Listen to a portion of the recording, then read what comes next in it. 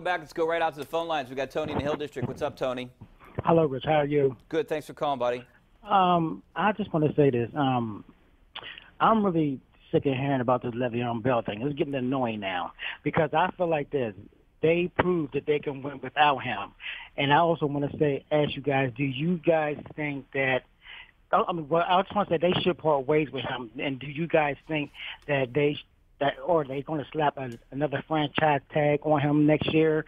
Because I think they should just give I forgot his name, the running back. I think they should just give him a chance to shine. You mean James Conner? Yeah. You know what? Thanks a lot, Tony. I appreciate your call. That's maybe the biggest thing that I worry about with the Steelers. If they do win these games, the next couple games, and he comes in and it's a disruption in the locker room. I mean, do you potentially think that could happen? I mean, because these guys could potentially blame him for the losses and their sluggish start. Well, sure, anything can happen. I agree with the caller. I'm really tired of talking about Le'Veon Bell. But, it depends on what situation they're in next spring around the draft. What if James Conner were to get hurt? They could easily transition Le'Veon Bell. But I think they'll try to move him. I think they are trying to move him. Yeah, I mean, transition tag would be good because, he might only make $4, $5, $6 million this year, depending on how many games he plays. Right. And if that's 120% of your salary, your earned salary. Yeah, I mean that potential. They're not going to franchise him because what's that, $25 million? Yeah. So they would just let him go and pick up the third rounder for him. But a trade doesn't make sense unless they're getting a third rounder better. Right. All right, and they think if James Conner is the guy. Let's go out to Connie in North Braddock. What's up, Connie? Connie. Hi. Hey, thanks for calling. Thank you. I watched a lot of Steeler games over the years, and my concern is whatever happened to discipline and caring what their coach thinks of them on and off the field. Connie, I mean, that's a good question about discipline. Gene, maybe you can answer it better than me.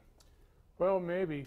Connie, the things you see with the Steelers that look like a lack of discipline, maybe the way they comport themselves on the field or in the end zone or, away from the stadium. The only thing I'd say about that is it's kind of a natural evolution. I guess devolution is the right term, but it's not restricted to the Steelers. You see it all over the league. It's just the way the league and the culture at large is going. Yeah, I think social media has a lot to do with it. Sometimes these guys say things that they might regret on social media. Mm-hmm. Well, you could see Antonio Brown, but I don't know what's. You can't blame the coach for what Antonio Brown has done off the field, right? No, you can't, and there are other forces at work too. Like Brett Kiesel pointed this out recently. I don't know if you saw it, but fantasy is changing the way the players approach the game. That they're really concerned with, what their fantasy. I mean, I don't know anything about fantasy football, but what their ratings are, how they're viewed in fantasy football, and of course, I guess what their stats are. That's the fuel of the whole thing. Yeah, it's an ego thing, right? That's another thing, right? And a lot of these guys are making a ton of money from either fantasy or their social media, or that's becoming an outlet for them to make more money. So, right. As much as I want them to cut social media out altogether, I don't know if a team could do that because now you're really cutting out a ton of money for each one of these players that get endorsements from. Sure, and it's a First Amendment issue too. All right, back out to the phone lines. Let's go out to Maryland. Munhall, what's up, Maryland?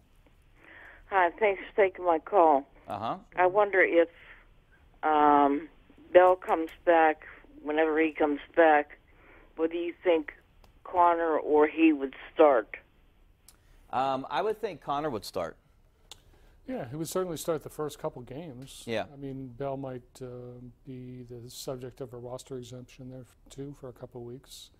So it'll be a while before Le'Veon Bell starts, maybe a month. I don't know. Yeah, my guess is if he does come back after the bye week, he's not coming back next week. I don't think. I would think he would come back the weekend of the week of the Cleveland game. Right.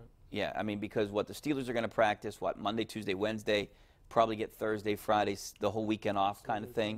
Right. So I would think if Le'Veon Bell does report after the bye week, it would be the week leading up to the Cleveland game, which I mean, Who knows? I don't even know what this guy's thinking right now. But if I'm him, I wouldn't even feel comfortable walking into that locker room, Gene. Oh, I don't think he'll have any problem doing that. Oh, you won't? These guys don't think like that. All right, we got to take a break. Back to wrap things up. Coming up next. Stay right there.